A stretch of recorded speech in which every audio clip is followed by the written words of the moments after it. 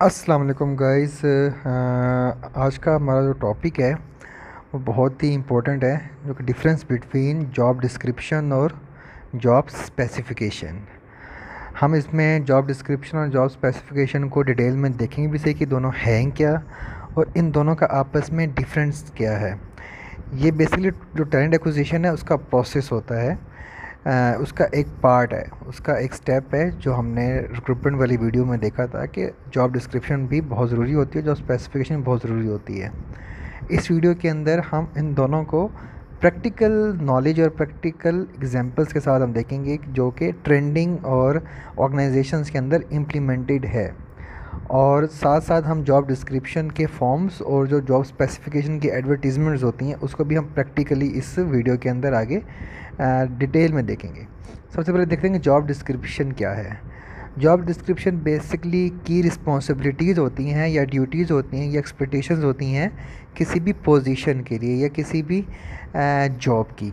For example एक employ है, उसकी जो जॉब है उस जॉब के अंदर उसकी जो रिस्पॉन्सिबिलिटीज़ या उसके ऑब्जेक्टिव्स और उसके एक्सपेक्टेशंस क्या हो सकती हैं, उनमें जॉब टाइटल आ जाएगा उसका, ठीक है, उसका डिपार्टमेंट आ जाएगा, किसको रिपोर्ट टू होगा वो आएगा, जॉब समरी है जिसमें रिस्पॉन्सिबिलिटीज़ आ गई, की रिस्पॉन्सिबिलिटीज़ ड्यूटीज़ आ जाएंगी, ठीक है, क्वालिफ़िकेशन उसकी आ गई, वर्किंग कंडीशंस आ जाएंगे उसके, उसकी परफॉर्मेंस एक्सपेक्टेशंस आ जाएंगी, सैलरी रेंज आ जाएगी अगर तो ज़रूरत है या अगर अवेलेबल है, और कंपिटेंसीज आ जाएंगी। इनको हम फर्दर देखेंगे ये आगे होती हैं क्या हैं, ये जॉब टाइटल क्यों ज़रूरी हैं, ये सारी चीज़ें क्यों ज़रूरी हैं। अब हम देख लेते हैं कि जॉब स्पेसिफिकेशन क्या है। अब JD is not equal to job specification या जेएस। तो जो जॉब स्पेसिफिकेशन है स्किल्स और क्वालिफ़िकेशन के ऊपर होती है, जिसमें क्वालिफ़िकेशन, स्किल्स, एक्सपीरियंस और ट्रेड्स। अब हमने क्या देखा था, हमने ये देखा था ना कि जेडी के अंदर आपकी रिस्पॉन्सिबिलिटीज़ आ गई है, लेकिन जो जॉब स्पेसिफिकेशन है इसमें एग्जांपल के साथ हम देख सकते हैं कि एक एचआर ऑफिसर है, उसको हमें रिक्वायरमेंट क्या है, एक एमबीए चाहिए विद एचआरएम, ठीक है, सर्टिफिकेशन चाहिए और हैविंग 1 ईयर एक्सपीरियंस, जो कि हमने इस पिक्चर के अंदर जॉब स्पेसिफिकेशन जो एडवर्टीज़मेंट इसमें हम देख रहे हैं। अब इसमें मेन क्या चीज़ है, मेन दो चीज़ें हैं, एक्सपीरियंस और क्वालिफ़िकेशन, ठीक है। ये जो क्वालिफ़िकेशन और एक्सपीरियंस हैं यही मेन चीज़ें जो कि सेग्रीगेट करती हैं या डिफरेंशिएट करती हैं जॉब डिस्क्रिप्शन से। जॉब डिस्क्रिप्शन में मेन क्या चीज़ है, रिस्पॉन्सिबिलिटीज़ और क्वालिटीज़। इसमें हम डिफरेंस कर लेते हैं यहाँ पर ना।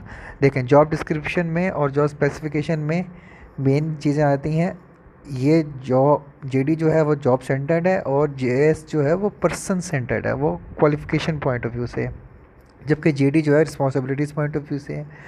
और इधर जेडी जो है वो described what the job involves, कि जॉब की क्या ज़रूरियात हैं, जबकि जेएस में कि जॉब के लिए फ़िट कौन है, वो फ़िट कौन हो सकते हैं, ठीक है। इसके अलावा इसका रोल क्या हो सकता है और परफॉर्मेंस मैनेजमेंट में, और इसका जो रोल है रिक्रूटमेंट सिलेक्शन क्राइटेरिया में इन्वॉल्व होता है। तो ये जो job description versus job specification है ये टोटली डिफरेंट है, ये एक चीज़ नहीं है।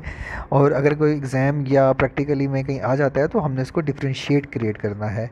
एडवर्टीज़मेंट के अंदर भी अक्सर कंपनीज गलती कर देती हैं, जॉब जेडीज़ और जेएस दोनों को इक्वलाइज़ कर देती हैं, जबकि ये दोनों डिफरेंट हैं। अभी इम्पोर्टेंट क्यों है एचआरएम के अंदर, क्योंकि ये जो हमारी एटीएस रिक्रूटमेंट होती है या एटीएस टैलेंट एक्विजिशन होती है वो इन्हीं दो चीज़ों के ऊपर होती है। हम एटीएस को भी अगली एक वीडियो में लाजमी देखेंगे, ठीक है, कि एटीएस क्या होता है। लेकिन एटीएस ऑटोमेटिक ट्रैकिंग सिस्टम में जो ऑटोमेटिक रिक्रूटमेंट होती है, जो एआई बेस्ड रिक्रूटमेंट है या टैलेंट एक्विजिशन है या हायरिंग है, उसके अंदर जो जॉब डिस्क्रिप्शन और जॉब स्पेसिफिकेशन की बेस पे ही जो सॉफ्टवेयर होता है वो शॉर्ट लिस्टिंग कर रहा होता है प्रोफाइल्स को। तो इसलिए ये बहुत ज़्यादा इम्पोर्टेंट है एचआरएम के अंदर। अगर ये job description job specification proper तौर पे स्पेसिफाइड नहीं होंगी किसी भी एडवर्टीज़मेंट के अंदर या किसी भी पोजीशन के अंदर, तो उसकी सही तरह आउटकम नहीं आ सकेगा।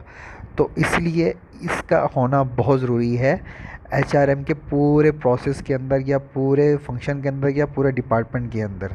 तो अब यहाँ पर हम एग्जांपल देख लेते हैं। ये हमारे पास एक एडवर्टीज़मेंट है, इसमें हम देख सकते हैं कि एक ह्यूमन रिसोर्स मैनेजर की पोजीशन है, ठीक है, जिसमें अगर अप्लाई करेंगे तो वहाँ पर एक पेज खुलेगा उस वेबसाइट का जो कि एचआरपी की वेबसाइट है, जिसमें जॉब डिस्क्रिप्शन और जॉब स्पेसिफिकेशन मेंशन होंगी, ٹھیک ہے. اب جاب اسپیسیفکیشن کیا ہوں گی؟ جاب اسپیسیفکیشن میں ہوگا کہ مینیجر کے لیے کم سے کم 8 سال کا ایکسپیرینس چاہیے، پوسٹ کوالیفیکیشن ایکسپیرینس چاہیے، کوالیفیکیشن میں MBA HR چاہیے، اور ساتھ HRM کا کوئی بھی سرٹیفکیٹ ہو، وہ CHR بھی ہو سکتا ہے یا SHRM ہو سکتا ہے یا کوئی اور بھی سرٹیفکیٹ ہو سکتا ہے، یہ ہونا لازمی ہے.